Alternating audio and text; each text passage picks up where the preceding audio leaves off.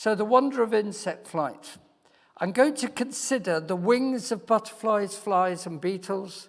I'm going to consider this big word metamorphosis, which I'm sure you've heard of, which I'll explain a bit more as we get to it. Then I'm going to home in on dragonflies and damselflies, and then right at the end I'm going to talk about some extraordinary flies, bees and beetles, things which are a little bit unusual in what they do. And really, frankly, the insect world is like going on to, as the BBC once called one of their films, an alien empire. It really does, once you sort of get yourself down to their size, you're dealing with a totally different world to the world that we're used to. Well, let's start with butterflies, and their wings, of course, are made of scales, as you well know, with butterflies, such that they are very delicate, even if you were to touch them. And sometimes in catching a butterfly, you sometimes may have touched their scales, and that will damage them. And yet, they are very good flyers, as we will see.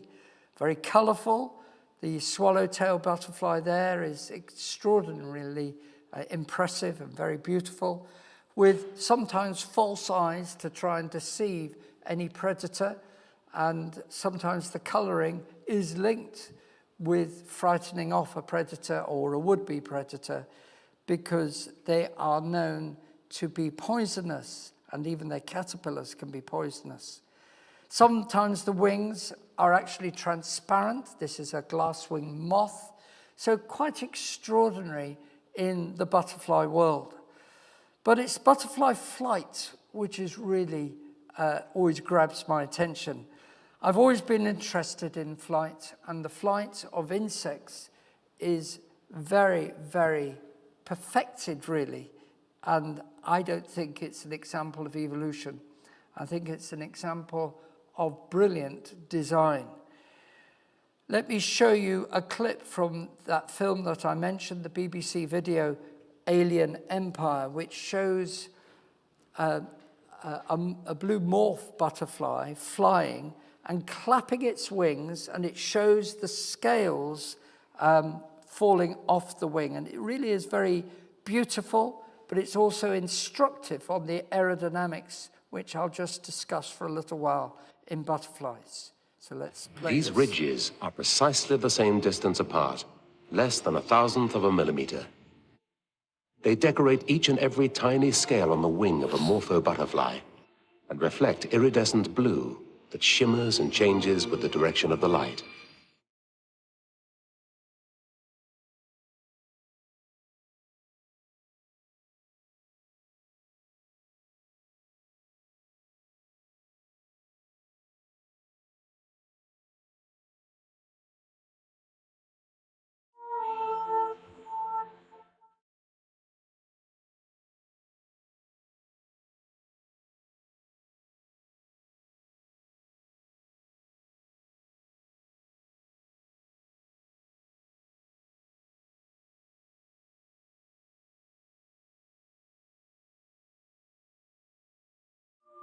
The butterfly sheds a few scales as it flies, and still they reflect the light, leaving a sparkling firework display in its wake.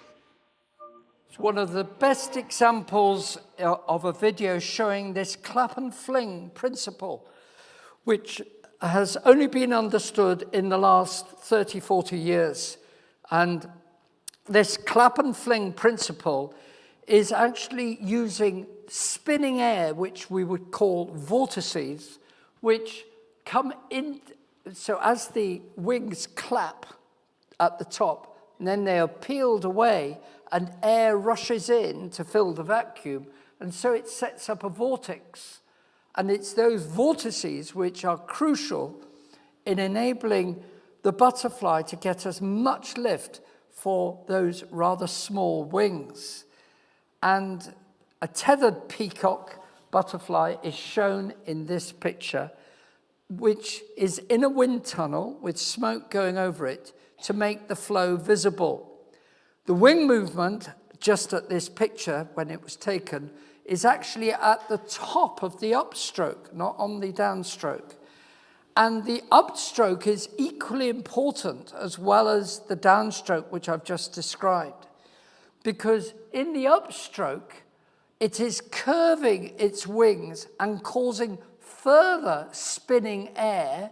So even on the upstroke, which normally you wouldn't think of producing power, there is still this spinning air, and basically, like all flies, like all butterflies and all small flying creatures, hummingbirds actually do the same. They're small, and they're able to actually manipulate the air around them. A bit like we would feel water in a bath as you put your hand over it. They can feel the spinning air and use it in a very clever way to increase the lift.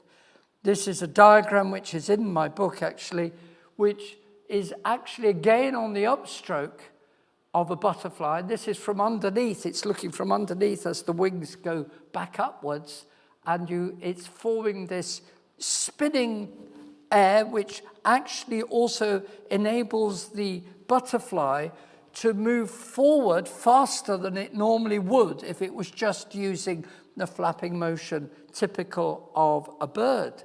It's using its wings in a very different way.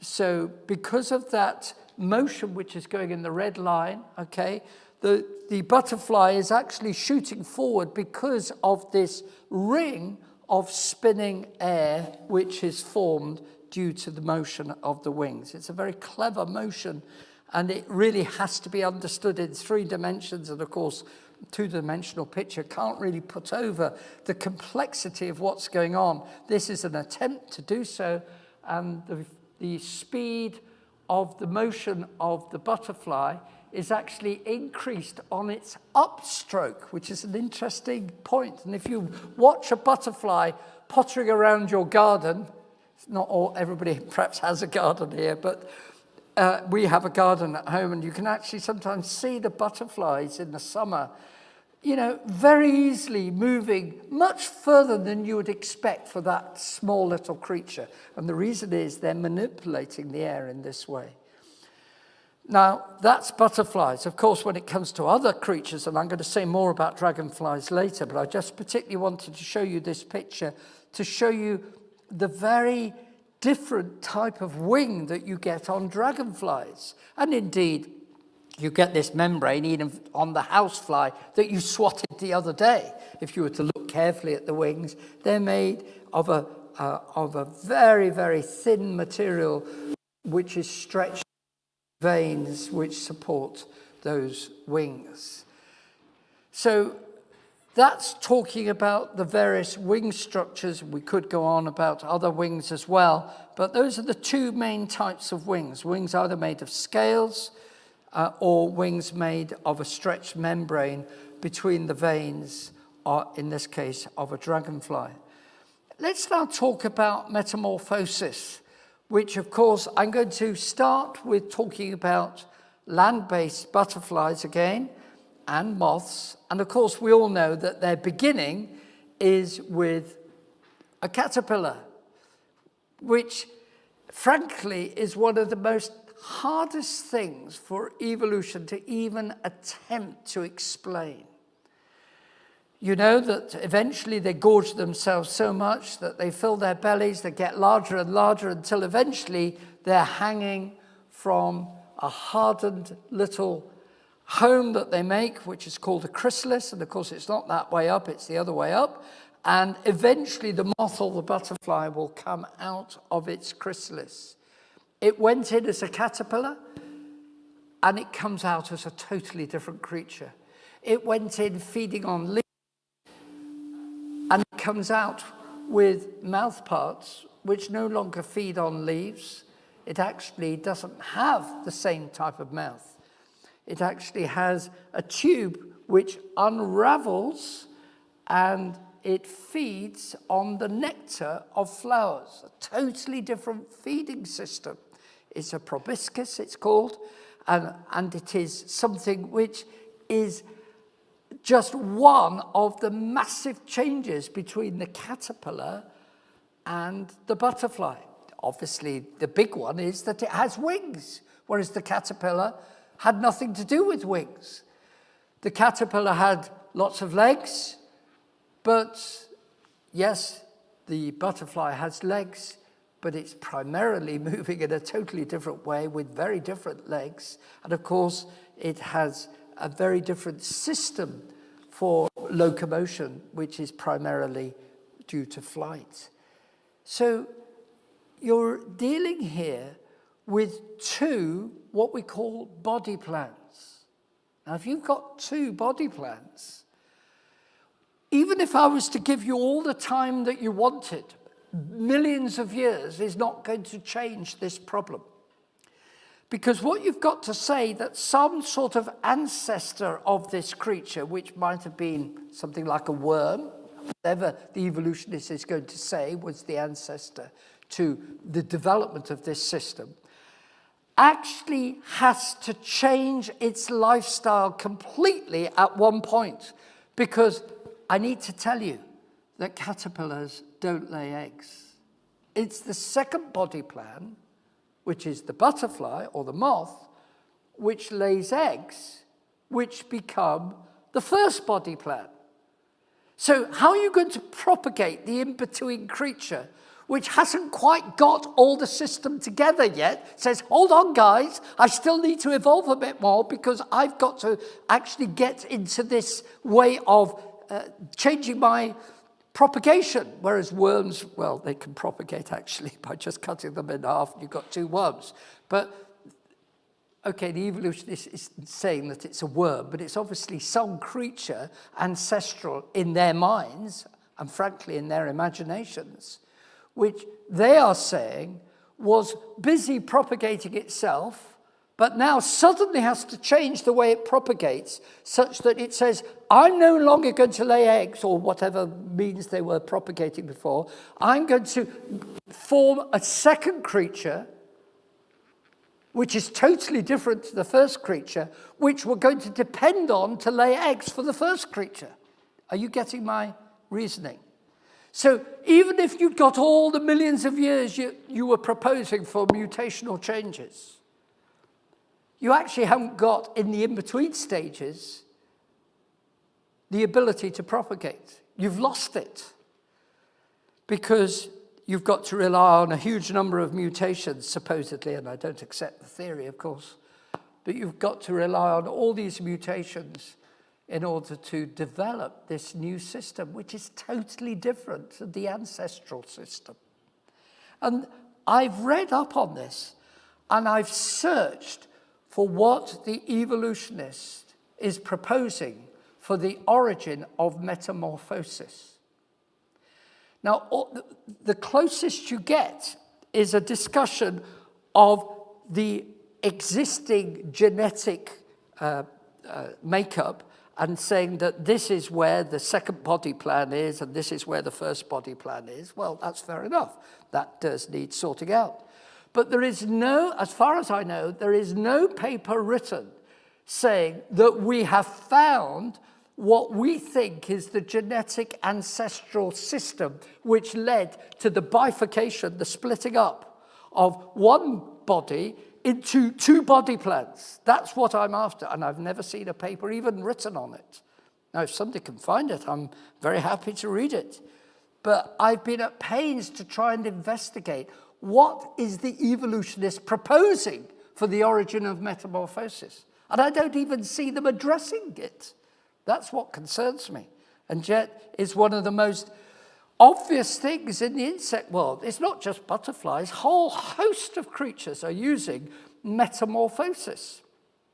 So wonderful to see these things happening, and it really is, frankly, very, very instructive to actually see caterpillars changing into butterflies. And of course, that's the cycle, the egg, the caterpillar, the chrysalis, and then finally the adult butterfly.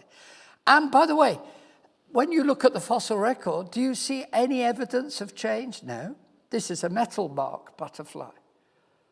And it can even be identified for what type of butterfly it is from the fossil. I've actually seen the original fossil. It was sitting at Albany State Museum, which is the New York State Museum in the capital of New York State, which is Albany. And I went into this museum, and there it was right in front as you went into the reception.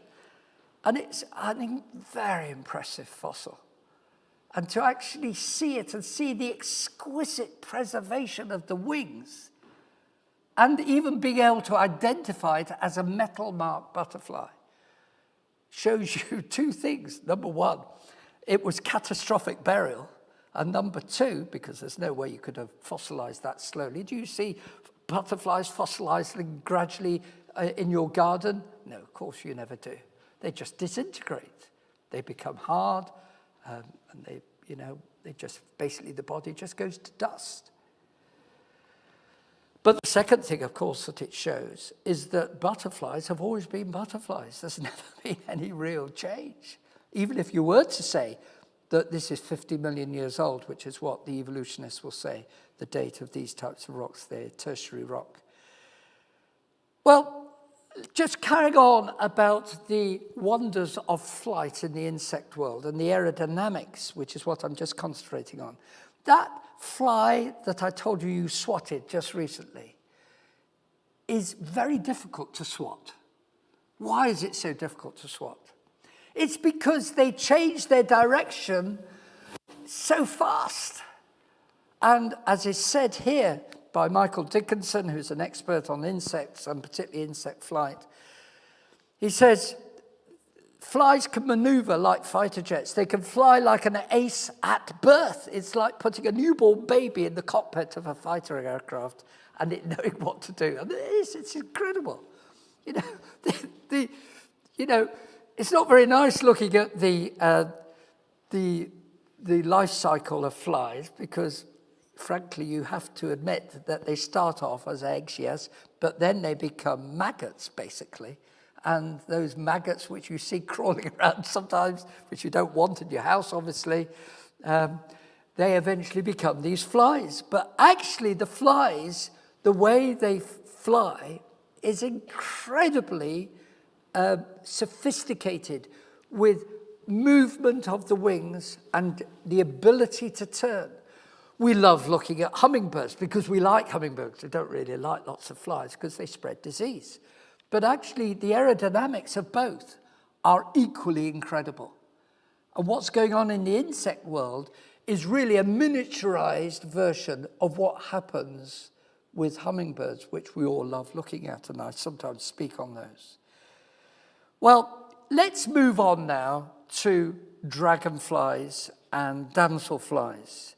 Dragonflies really are the king of the insect flying world, and they are the master hunters of the air. It is true that some birds, like swifts and martins, can catch even a dragonfly. And it's also true, you won't like this part, but dragonflies can actually grab one another and sometimes are found being cannibals. But so they are master hunters. They're like the lions of the insect world. They will chase other flies, they will chase butterflies, they will chase moths, and they will win because they've got brilliant wing structure, which I'll come on to in a moment. And I showed you a picture of their wings, and I'm going to tell you something which is really amazing about the aerodynamics of dragonfly wings. And I'll tell you in a moment why they have these 4 spots, which I'll come into. But that's a beautiful photo taken by Robert Jensen of a meadowhawk dragonfly. This is one that I took of a scarlet marsh hawk dragonfly, and this was in India. And it stayed there. Now, why did it stay there? I'll tell you why it stayed there. Because it had recently come out of its larva stage, which is actually called a nymph. And the wings were still probably drying, which is why I was able to creep up and get a very good photo of this scarlet marsh hawk dragonfly. It really does have a red poker really coming out of it, of the backside there. And it has these incredible eyes, which are almost able to see in every which way, even partly looking backwards as well.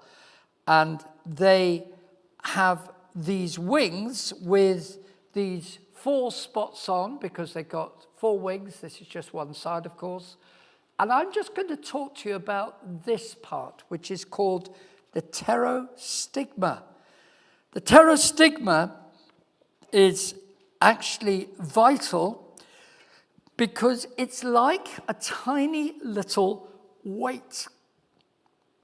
If those wings did not have this concentrated region where it's slightly denser and makes for an additional small, not very big, but it's like having a little sort of tiny little bit of lead there, right? It's a bit heavier than the rest of the wing, a bit denser. Now, why do they need it? Well, aerodynamicists have worked out that for the flight speed of dragonflies, which is somewhere in the region of 20 to 25 miles an hour, which is pretty fast for an insect, okay? You'll find that butterflies don't go more than about maybe 5 miles an hour at the most. So this speed would cause the wing to flutter if it did not have these extra weights, which just dampen that fluttering down. Flutter is an aerodynamic problem. When aircraft first started going pretty fast, approaching the speed of sound, they began to realize that the wings would shake. And there were some disasters where the wings cracked due to this fluttering. So flutter, aerodynamic flutter, is where the oscillation gets out of control and it begins to grow and the wings can even break off. So that's a problem, of course, for anything that flies, including insects. And if the wing is too light, then the oscillations would grow and the wings wouldn't be any use to the dragonfly, it might even be torn off. So with the weight, that means that it is able to fly properly, and it's absolutely essential. But there's more to dragonflies and damselflies than that. They have 2 muscles operating each wing. So they have a muscle which contracts to bring the wing down, and then they have another muscle which curves over and is actually pulling the wing up, so that when that contracts, the wing goes up. So you've got 2 muscles, one muscle for pulling it down, one muscle for pulling the wing up. Normally, for other creatures like just houseflies, it will just be simply the pushing in of the thorax, bringing the wings down, and then the relaxation of that brings the wings up again. And it's a much less powerful system. Consequently, the dragonfly and the damselfly have the ability, by twisting their wings, as these muscles are pulling the wings up and down, plus this twisting motion, they are able to manipulate, a bit like the butterflies, but at much higher speed, to manipulate the air. Rather, they must feel the air rather like custard. You know, they actually feel the forces on the wings, and they're able to grow much greater lift by twisting the wings. We call it supination when it's twisting the wing up, and pronation when the wing is going down. This is a diagram from, again, Dickinson, which shows the lift, which is the red line, and the black lines is showing the twist, the plane of the wing, and then it shows the movement of the wing going down, and then when it comes up on the upstroke, the wing is going back again and then comes down again like that. So it's doing this motion, and that causes there to be greater lift than if it was just simply going up and down. Damselflies, which have thinner bodies, and are called that because, you know, people think of a damsel, a young lady, but actually that's where the comparison ends, of course, because you have male and female dragonflies, male and female damselflies. And damselfly here is shown in flight, hovering and taking a spider out of its web. Just follow this with me. There's one insect that launches a full frontal attack on spiders. The giant damselfly. 6 inches long, the damselfly doesn't just steal the spider's prey, it steals the spider.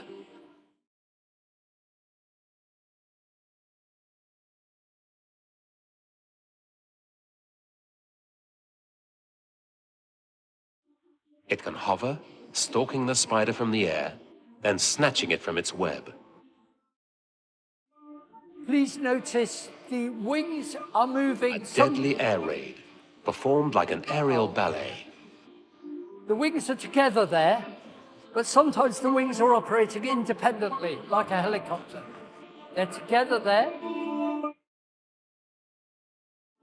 So the trailing wing is operating like the forward wing, but sometimes they're operating like now independently. So it's a very powerful motion.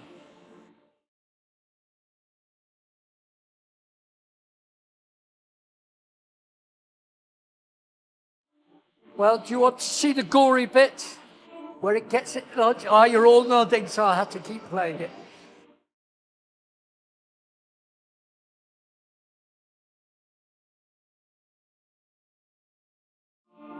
They're together now. You can see the twisting motion.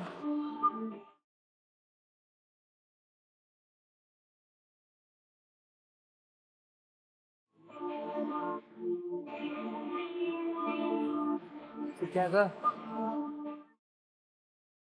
Now independently.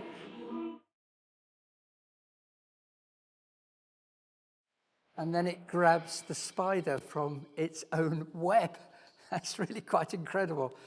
And what it's doing, actually, the spider is sitting there in its web, and the spider will not be aware of the attack if it's coming along the same angle and hovering as it's doing it and gradually getting closer. It just thinks that it's not. If it sees that motion, then it will run away. But because it's sensing that there is no lateral motion, then it's more vulnerable. It doesn't realize the attack is coming, and the damselfly comes closer and grabs the spider. It's absolutely amazing, that bit of footage. I don't know how they got it so well. But sometimes, of course, dragonflies and damselflies will fly as fast as they can in a forward motion. And when they're doing that, the motion of the wings will be actually, to a certain extent, asymmetrical. And I'm going to show you what they do in level flight. Remember that if this is the head and this is the tail, the supination, which is the movement up of the wing, goes like that, and the pronation comes down like that. And that sets up a trailing vortex, which then can be picked up by the trailing wing. So what's actually happening in the fastest flight forwards is this motion, okay? It's really quite extraordinary, because this wing now picks up some extra lift from the forward wing, and it uses it. It uses the spinning air that I was talking about earlier. And it's the manipulation of the air which enables this creature to go so fast. I once had the pleasure of seeing a dragonfly, an emperor dragonfly, in Sussex, and I got my single lens reflex camera. I mean, it's not brilliant photography, but I did at least get a good picture of it. And I got a series of pictures of it there in this special nature reserve at Polborough. And I was able to track the supination and pronation of these wings as you see it coming towards me and then going beyond. It was absolutely wonderful to see what they did. It was a bit like jet aircraft, you know, going on a circuit, and it kept on coming back, doing the same motion, and obviously picking up flies and whatever, feeding on the top of the pond that it was flying over. When you look at the fossil record, supposedly 320 million years ago, So this is going back to Cambrian Ordovician, somewhere in that region. And okay, it won't be exactly the same as dragonflies we have today.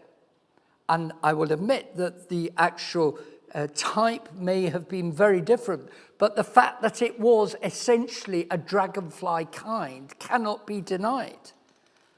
And sometimes you see damselflies, although this is called a dragonfly, I think it's actually a damselfly, which this is in Cretaceous rock, which is supposedly not so old. I don't accept those dates. I think they are essentially flood deposits. And as I've said to you earlier, to get such exquisite preservation is strongly suggesting that this is indeed a catastrophic burial, which strongly is consistent with the flood.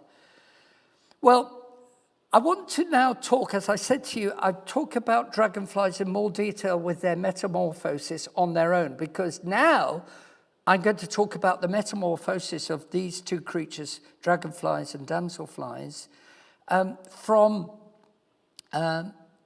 from a land-based start, but from a water-based start. Dragonflies and damselflies lay eggs in water, and that egg becomes a nymph, which is underwater. So this adds now a whole new dimension to metamorphosis. When I was on holiday once, I had it was just serendipitous. I happened to see these two common blue damselflies, and I happened to get the equivalent, they don't call it a chrysalis, but it's the equivalent of the caterpillar going into a chrysalis but of course it's not in this case. And I managed to get the casing from which these damselflies had just emerged, or one of them had. And this is shown in more detail in this very brilliant bit of footage that David Attenborough put together called Life in the Undergrowth. And I want you to watch this. This is just staggering. The river has also been the home of another kind of insect with an equally ancient ancestry, and it too is beginning to emerge from the water. Bigger and more ferocious than the mayfly larvae, it has been feeding on tadpoles and even small fish. But that phase of its life is over. Now each one has to haul itself out of the water and into the air.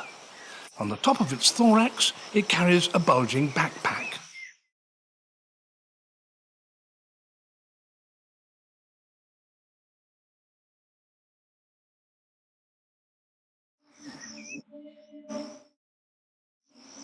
It hunches itself and its outer skin splits. A very different creature begins to appear. Look at this. White threads are drawn out of its flanks. They are the linings of thin tubes that penetrate deep into its body, air tubes that will enable the insect to breathe now that it is out of water.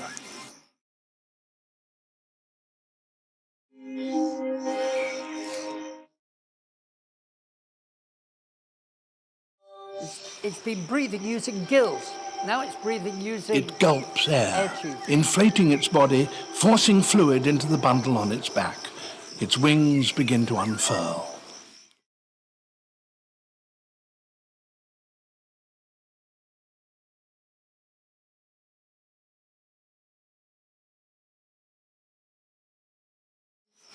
Ten minutes later, the wings open.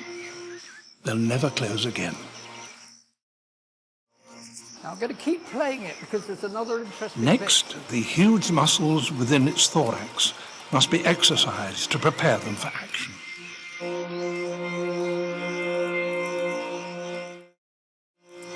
And it's away.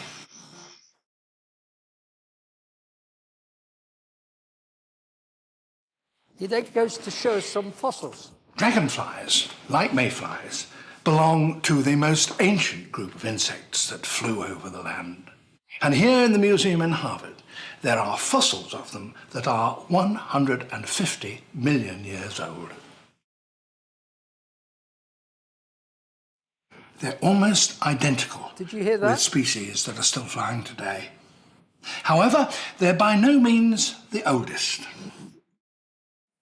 We know that there were other dragonflies even earlier, 225 million years ago, that were flying through the coal measure swamps. We don't have complete specimens of any of those, but there are some tantalizing and amazing fragments. And here's one.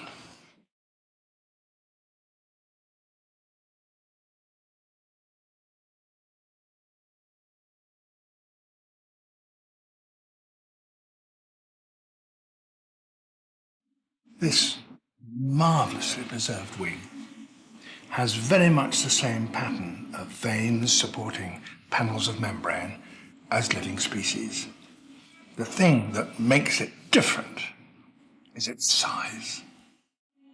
From base to tip, it measures 12 inches, 30 centimeters. Little imagination is needed to replace the membrane that must have been there. This insect must have had a wingspan as big as a seagull's. Well, I'll leave it there, but that frankly is amazing, would you not agree? To have such exquisite preservation.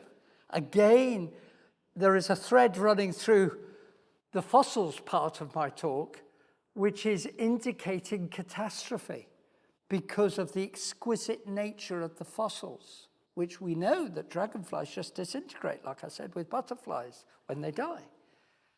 So that's one lesson that we draw from the fossils, but the other is, of course, that apart from the size issue, which was what he was commenting on there, what he said earlier is true even of this dragonfly. They're essentially the same. There is no change.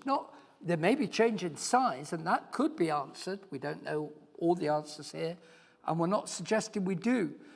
But one thing that could be operating differently in the past is just a slight difference in the amount of oxygen in the air.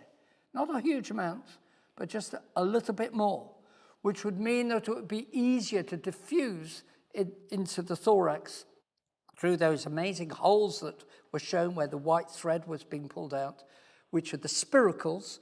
You'd be able to diffuse in more oxygen per kilogram, as it were, of the air around you. You'd have more oxygen in a given mass or a given volume. And that's all explained, by the way, in this book where I talk about the dragonfly, and I show again some images which are similar to the ones you've just seen, showing how the amazing change takes place when the shell, which is called the exuvia, is left to one side and out comes a dragonfly. Frankly, when you consider that the nymph that it was breathing using gills, like a fish, and now is breathing a little bit through the mouth, but mainly through the spiracles in its side, everything is telling you that this is a marvelous evidence of design. Well, did you know that there are some creatures where, yes, they go through a life cycle where they produce an adult, but the adult can't eat? This is the mayfly. The adult actually goes through 2 stages before it becomes this final stage, which mates, and they cannot, the male cannot eat, and it cannot actually survive. And indeed, the female, after she's laid her eggs, that's the end of her job. So let me just show you a little bit from the same film talking about the mayfly.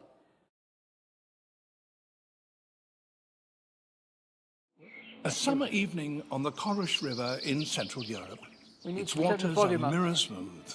But on this particular day of the year, all that is about. Can you just turn the volume up? Giant mayflies, Europe's largest, are starting to rise to the surface and struggle out of the skins in which they lived as larvae.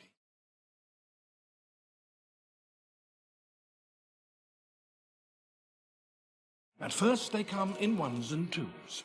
Soon there will be millions.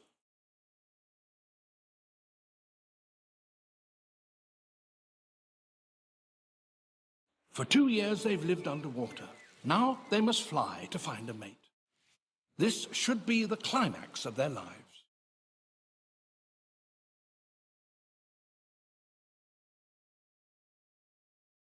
The first to appear are quickly taken by predators.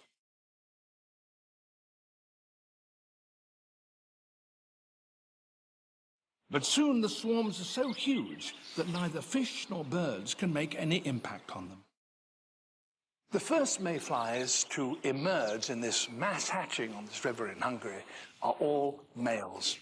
As soon as they free themselves from the larval skin on the surface, they take off and seek safety in the banks. And there they hang in trees and bushes, or indeed on my finger.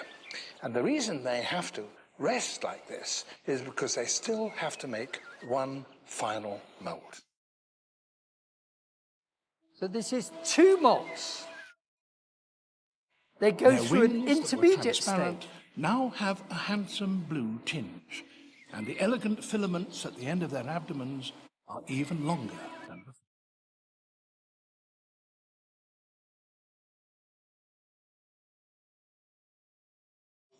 So where did They're this looking evolve for from? mates, but they have a problem. They can't feed, for they have neither mouth nor stomach.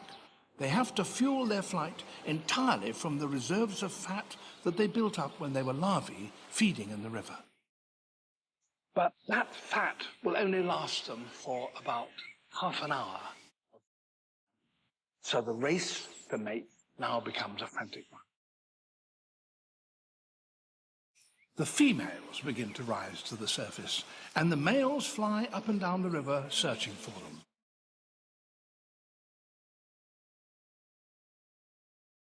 As soon as they find one, they all pounce on her, competing. Okay, we'll leave it there, but you get the basic point that the life cycle of this creature involves 2 stages. The first stage is called a subimago, and the second stage is called an imago. Sometimes it's called a dun, the first one, and the second one, which was shown with the very long tails, is the spinner. But frankly, the whole thing is so much yet a stage more in terms of complication, that for an evolutionist to explain this, where the whole progress of the creature is at stake, where you're now having to actually go through 2 stages, you've got at least three body plans to deal with, which is the nymph, the subimago, and then finally the imago, which is the full adult species which is going to mate. And you're dependent on that final one laying the eggs to start the process all over again. And when you realize that it's not got the ability to feed, you've also got a time constraint, because you've got to make sure that the females are coming out at roughly the right time, and the males come first, and then, of course, as was said, they see the females, they mate, and they die. The fossil record shows mayflies to be exactly the same as they are today. Well, I said to you I'd mentioned some other very unusual creatures. That was the first one. The other one is the common bee, which is frankly amazing in what it does. And here's a fossil in amber of a bee, and it looks like a bee that we have today. Natural beehives are, of course, formed hanging on trees, and they're all following what the queen bee is doing, as you well know. The queen bee is basically the mistress of the whole hive, and the workers, which are fellow females, feed her, but they also feed all the other larvae, and they have to find enough nectar in order to feed the whole hive. And it was found out about 50, 60 years ago by an Austrian scientist that there is a communication going on in the hive, which is why it's extraordinary. Honeybees actually tell other honeybees where to go. The scouts usually go out first and they find where the nectar is. And they communicate by actually doing a waggle dance. And if it's vertical, it means fly to the sun. If it's at an angle to the vertical, it means go at that angle to the sun. And the number of waggles tells the other bees how far to go. There is an incredible communication system going on in the hive. And bumblebees, although they don't, as far as I know, use the same technique, they may communicate, but I don't think they communicate in quite the same way, also do some other extraordinary things. Time won't permit me to develop this a great deal, but suffice to say that bumblebees have been known to actually vibrate a plant at exactly the right frequency to make the seed pod actually cause the pollen to come out of the plant. And this is actually a tomato plant. And the buzz, it's called buzz pollination. And what they do is they decouple their flight wings in order to shake the plant at exactly the right frequency. It's an example of symbiosis. And it actually, this has got no sound, but it actually shows the bee doing this and shaking the tomato plant. I think it's doing it now, yes. It's slowing the motion down so you can actually see the tomato plant is vibrating and it collects the pollen. So that's another extraordinary example of, not just something which is going through the metamorphosis, and virtually all these creatures do that, but they also have extraordinary behavior with it as well. The one which I really like, though, is the dung beetle, because the dung beetle is literally living with dung. It makes its business to actually gather dung. And they can eat more than their own weight in 24 hours, which is a good thing, because obviously other creatures are laying lots of dung everywhere, the cows and all the other creatures. And you need dung beetles. Many dung beetles are known as rollers because they roll their dung into round balls, which are used as a food source for their young. Others are known as tunnelers because they bury the dung wherever they find it. A third group are called the dwellers.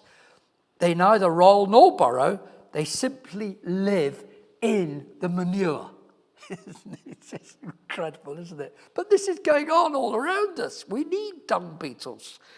They were called and even worshipped by the Egyptians as scarab beetles, and great big stones were made, almost really worshipping the creatures. So they were known in years gone by.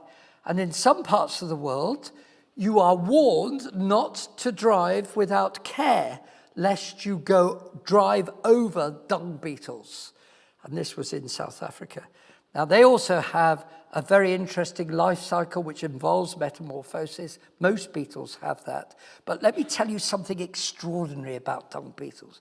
Did you know that dung beetles have the capacity to orientate themselves even by the Milky Way at night?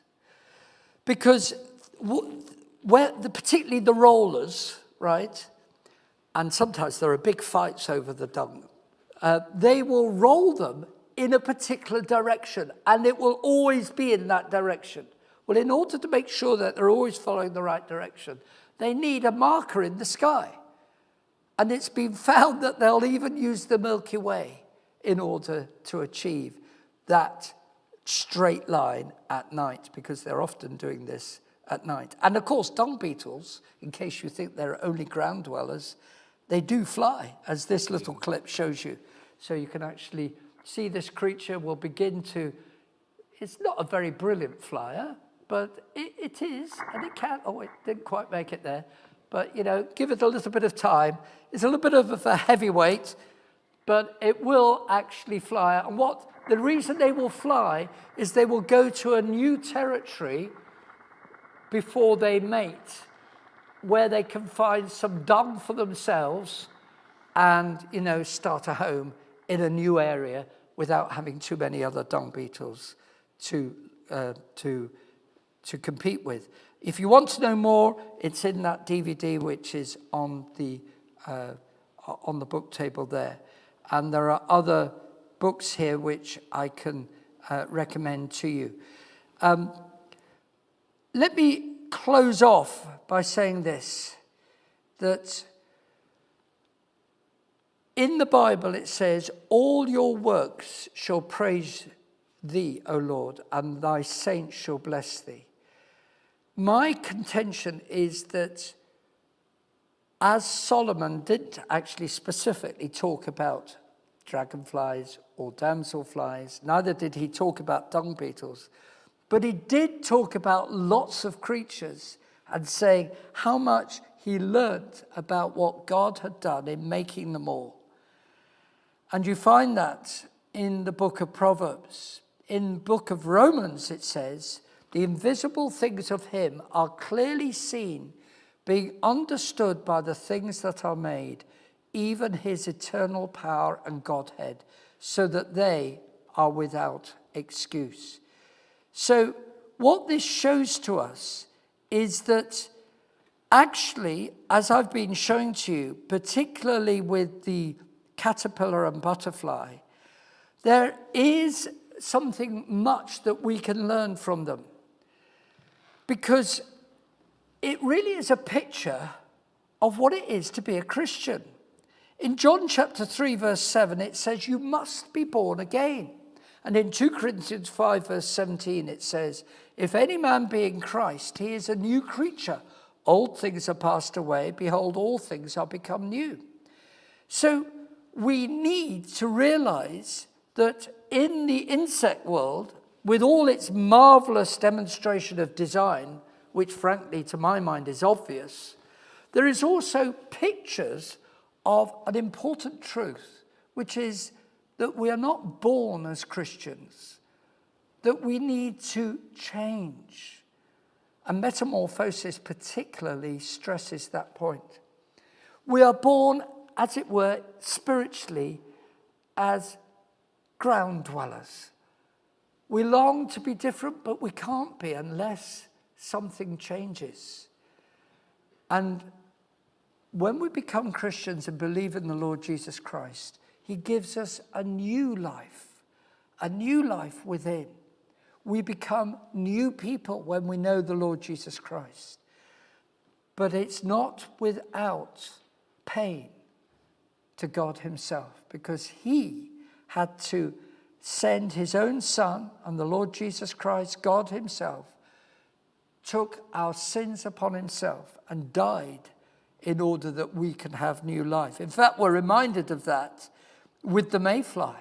In order for that next generation to go ahead, the adults have to die. And it tells us in 1 Corinthians 15, for since by man came death, by man came also the resurrection from the dead. For as in Adam all die because of sin, even so in Christ shall all be made alive. And so in one sense, what this reminds us of is that Christ not only died, but rose again, that we might have eternal life. So there are lots of lessons in the animal world, and I would suggest particularly in the insect world, because you've got this fantastic metamorphosis going on, which hugely undermines any thought of evolution, points dramatically to design, but also gives us a spiritual lesson that we need to believe on the Lord Jesus Christ. And I believe God has actually put that there, that we might understand that even in the insect world, it speaks of the works of God and points us to the mind of God himself. May God bless you each one. Thank you. And if you've got any questions, feel free to ask them.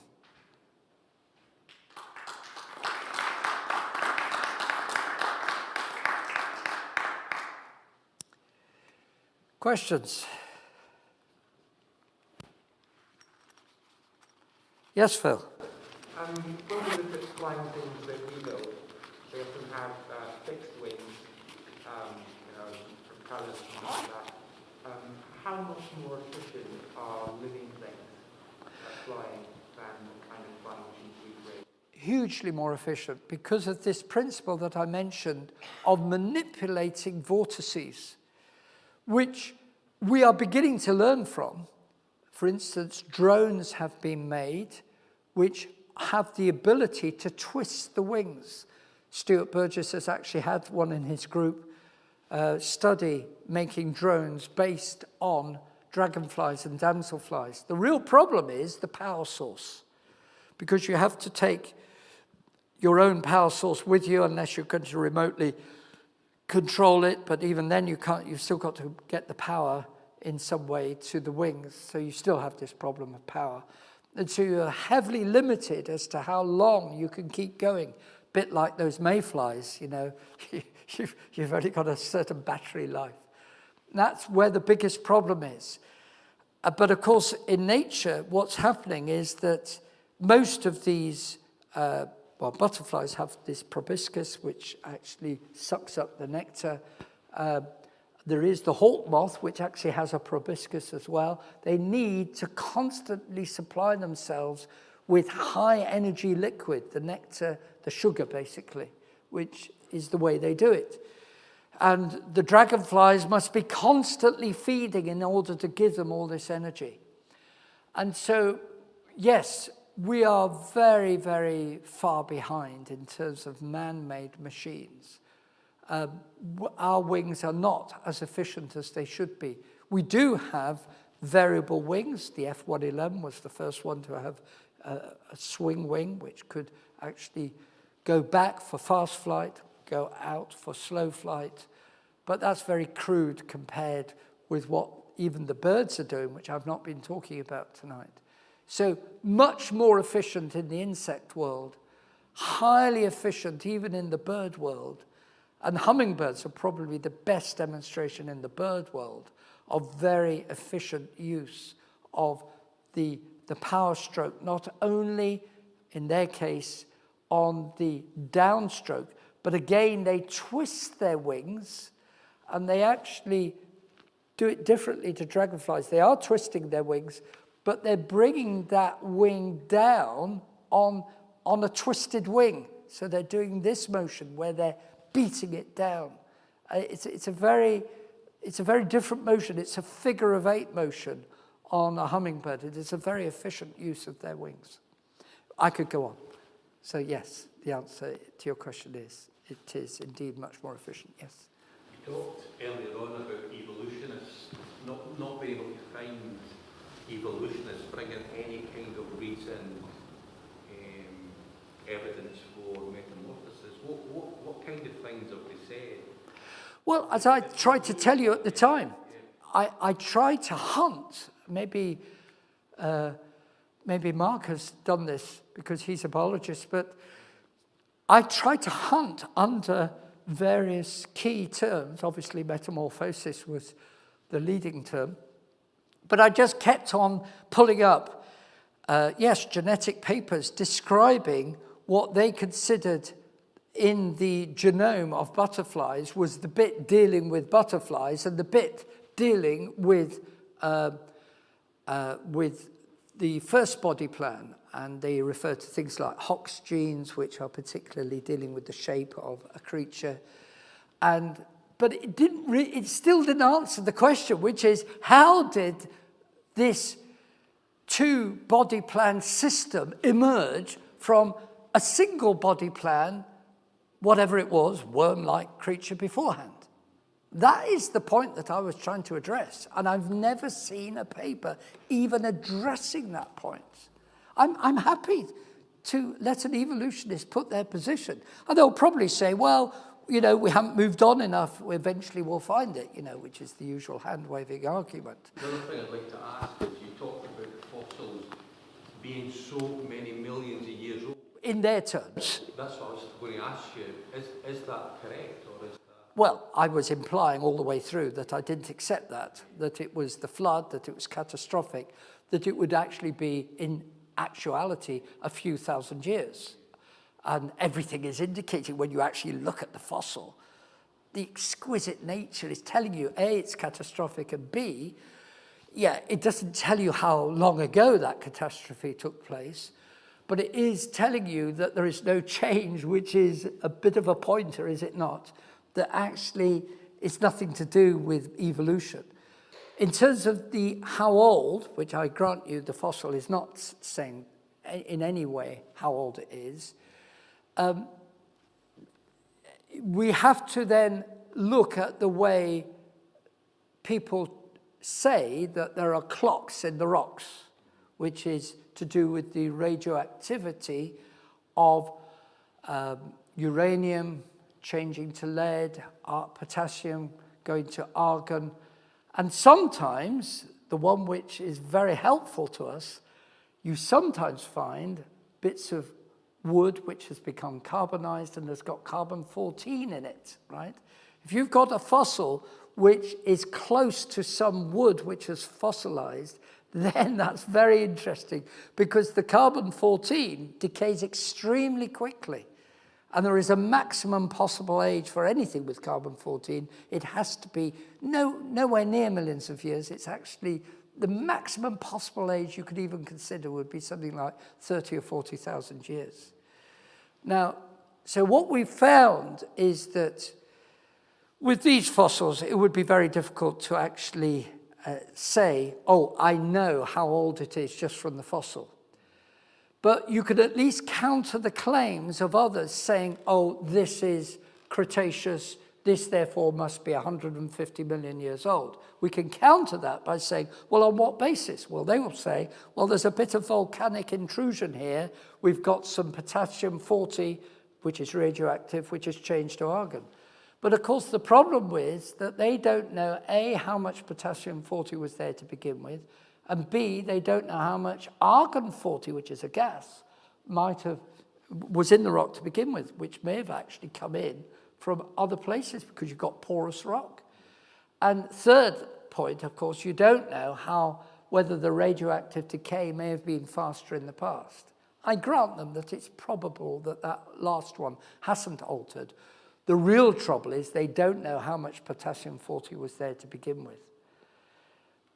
But they hit real problems when there are cases where you actually see some fossilized wood going around an ammonite, which is trapped in Cretaceous rock, which they say is about 150, 160 million years old.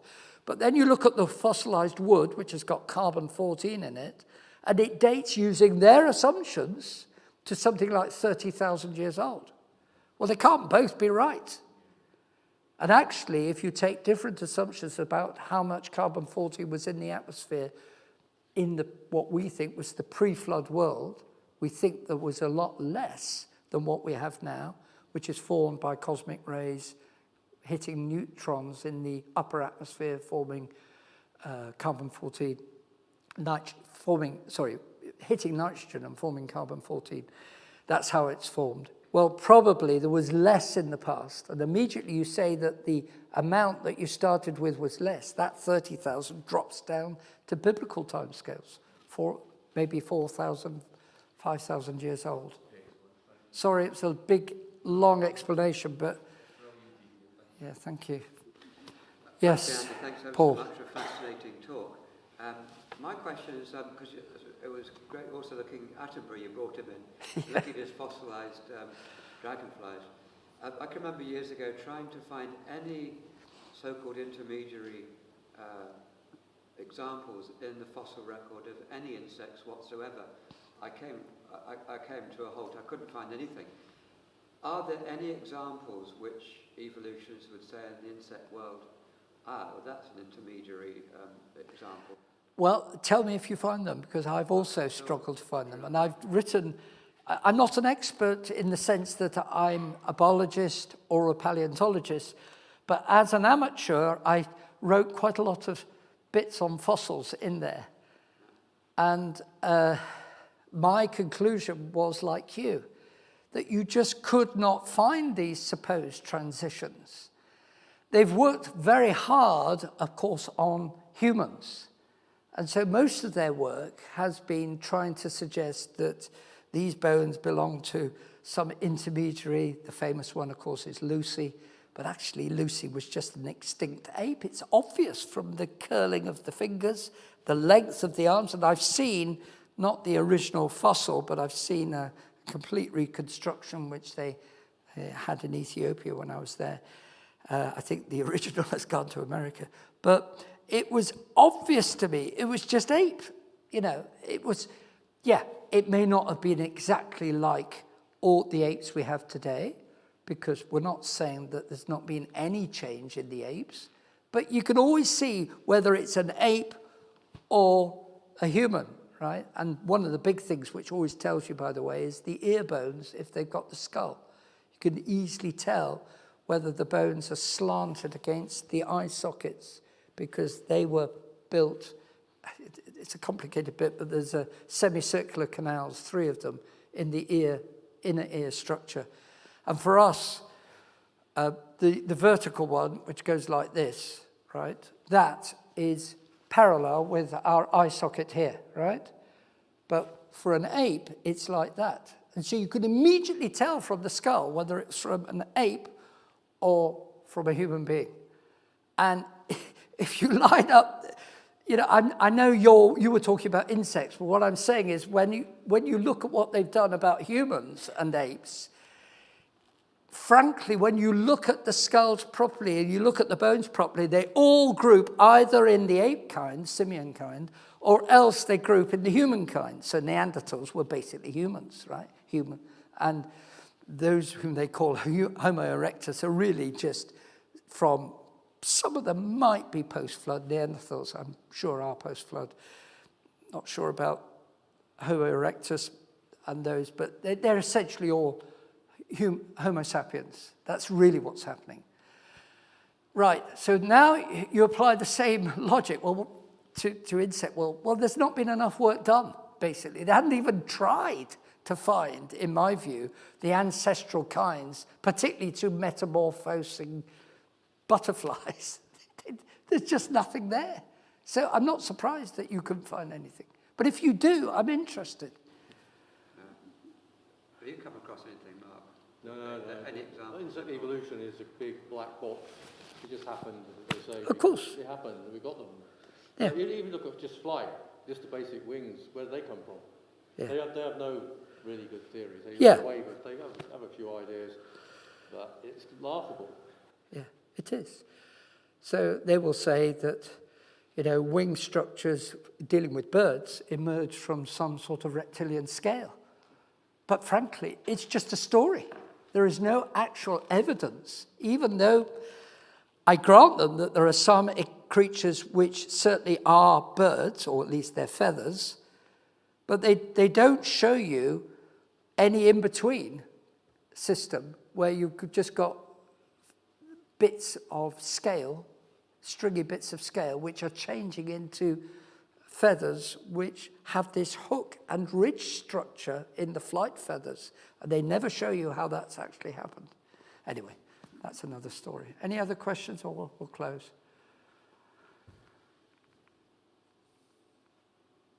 Well, thank you again for inviting me up here, and it's lovely to be in Edinburgh again. So thank you, Mark. Thank you, Paul. Thank you, Phil.